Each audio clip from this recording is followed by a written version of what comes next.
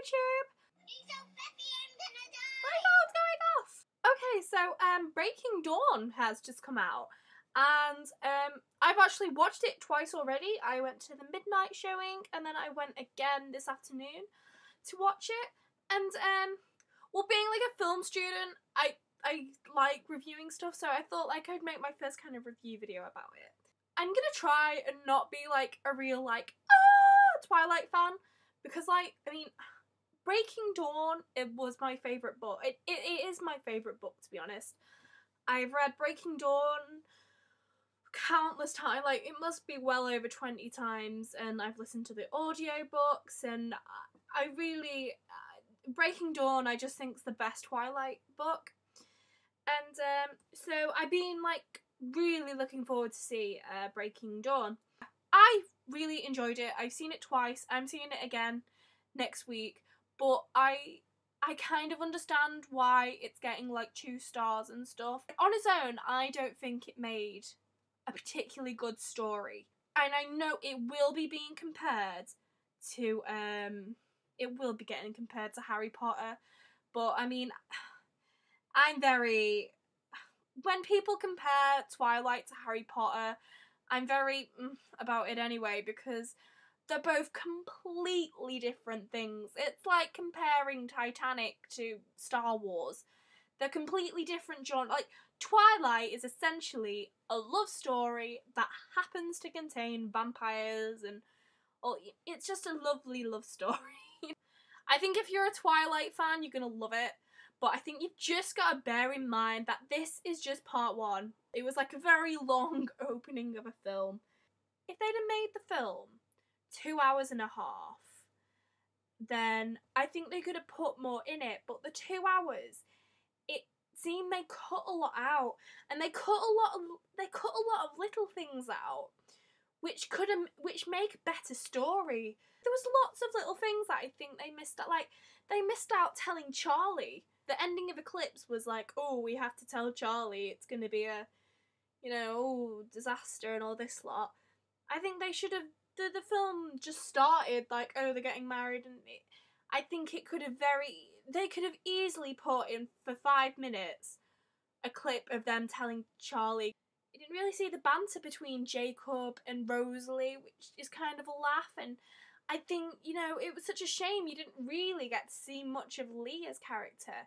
And the development between Leah and Jacob, that is a really interesting part of the story.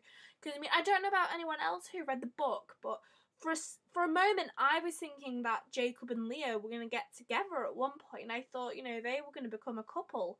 They could have shown more of Seth and his connection with the family, because I don't think they really made it that I think a lot of things that have happened in this film is, if you've read the books, which I have, you already know this stuff. You already know that Seth's, good friends of them. You already know this, that, and that. I do worry, because they didn't actually mention anything about the immortal children in this one, and I wonder how they're gonna suddenly break that in, like, because that was kind of an overall theme throughout the whole, in the book, she's told from the beginning about the immortal children, so I'm just hoping in the next one it's not going to suddenly be like, oh yeah, immortal children. The bits I did like that they added in it, though, that weren't in the book, is I liked the little, talking about Edward and becoming how he killed people and his red eyes. That was good, seeing Edward like that. The speeches at the weddings, I liked that. I think when we was at the midnight showing, that is the thing that got the most laughs.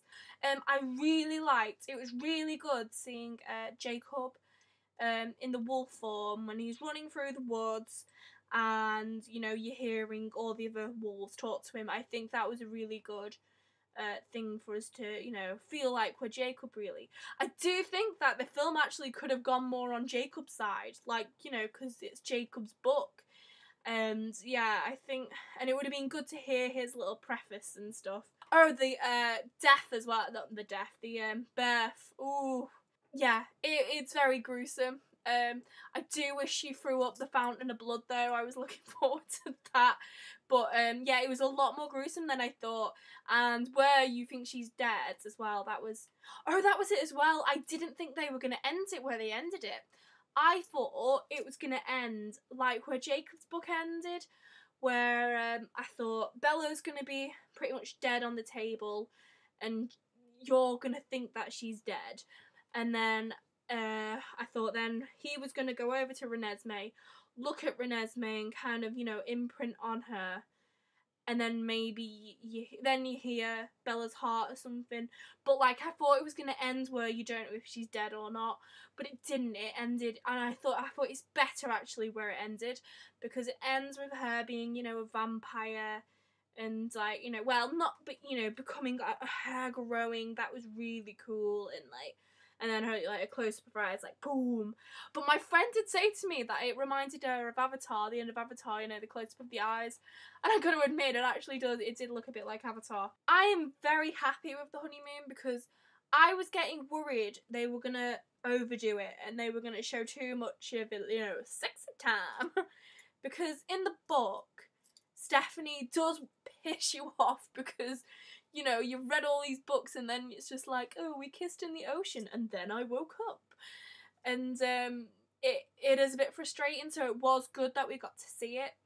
However, something that I think a lot of Twilight fans will agree with me here is the best bit of Breaking Dawn is when Bella wakes up completely oblivious. Edward sat next to her and then she pulled it and she's like, why am I covered in feathers?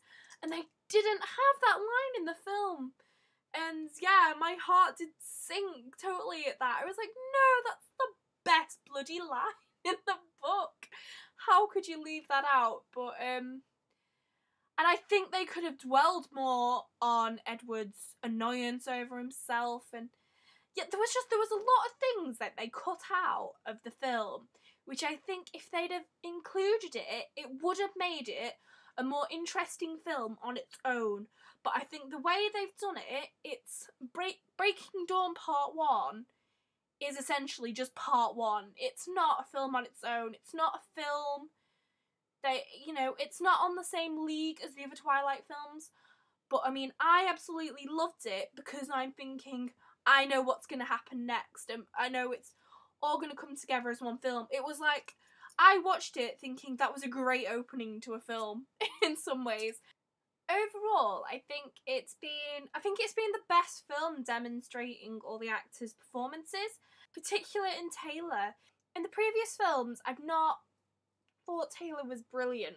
I thought he was really good in Twilight, but I wasn't here. New Moon, I thought he was convinced. I just don't think he portrays being in love with Bella so well. I never find it believable. Now, I don't know whether this is because Rob and Kristen are or aren't a thing in real life, but Kristen and Rob's on-screen chemistry is very believable. You really feel I think that's the one thing that stands out for me with the Twilight Saga is it's very rare that you find a film where the two love items you're really believing in it and there's nothing false about it. And I think Rob and Kristen have just nailed it. I think they've got it right. So I think for that to be so perfect, I think it's hard for Taylor to break into that. And I've never really convinced before. I've found him more convincible as Bella's friend. I think this has been Taylor's best film, really, because he is kind of in love with Bella, but he's kind of accepted that Bella, is with Edward now, and he's having to deal with it. And I think he's trying to be more a friend. And I think this was Taylor's best performance in Breaking Dawn, to be honest. Kristen, now personally, Kristen's one of my favourite actresses, so I'm always going to be biased about her. But I think a lot of people have criticised her for, her lip biting and, her little, her way of acting. But what I always say to that is, that's what the character Bella is like, though. That is how Stephanie Meyer wrote Bella to be. But, she wrote Bella to always biting her lip. She's always a bit... And I think, you know, in Twilight, in Twilight, you've got to remember, that's the first time they've met. And, you know, when you're first with a person, it is kind of awkwardy stuff. And I think she played it really well. In this film, I think for people who didn't like seeing, you know, Kristen Stewart with the whole lip biting, I think they're going to be pleased because, you know, she demonstrates, you know, how Bella's a lot more relaxed with Edward now. She can make jokes with Edward. She's like, you know, and she's got like, you know, like some people are criticising the lingerie modelling and stuff as being cringeworthy, but it was meant to be fun. It weren't meant to be serious. It's meant to be her, you know, being simple and laughing, and you know, yeah, I thought Kristen was really good. Robert, like Robert, to be honest, he can go in a film with a paper bag over his head and say like, "I'm Edward," and I'd be like, "Oh wow, that's the best performance in my life." But no, I do think he was good, but literally like I won't get into him. Oh, that was one thing. All right, did anybody else? I might have just missed it. Anybody notice if Edward was sparkling or not when they were on Isle Esme? You know, and they're in the sun a lot. I didn't once see Edward sparkling. So, yeah. Also, it was really good music. The soundtrack was brilliant, and it was really good to have Carter back again doing the score to the film, and it having the nice, yeah, it was very good. And Iron and Wine being back on the track. Although I really miss Muse on the soundtrack. I think the graphics were amazing in this one. Like Bella, like when she's all like, you know, like really skinny.